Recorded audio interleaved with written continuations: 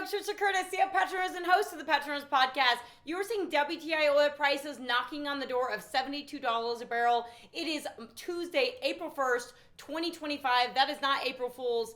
Oil prices have ticked up. You're seeing the stock market sell off. This is in anticipation of the tariff announcements and clarity that hopefully the market will get tomorrow on April 2nd of reciprocal tariffs or otherwise, which apparently still has not been clarified, whether this is going to be a 20% tariff across the board or reciprocal tariffs on each country. So the stock market's selling off on that. There's a lot of anxiety, a lot of fears within the market. I listened to a lot of Bloomberg surveillance yesterday and catching up on the market.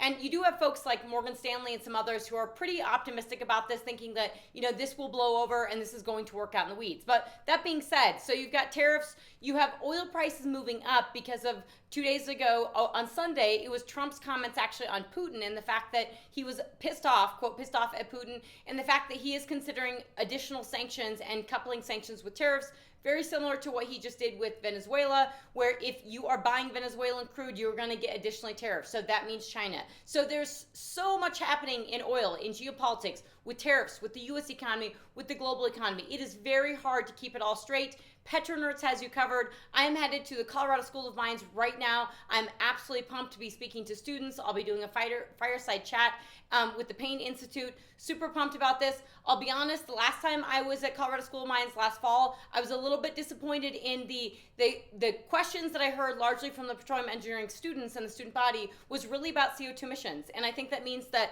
as an industry, folks, we've got to do a better job educating students on this type of stuff, the market, geopolitics, how wars are fought.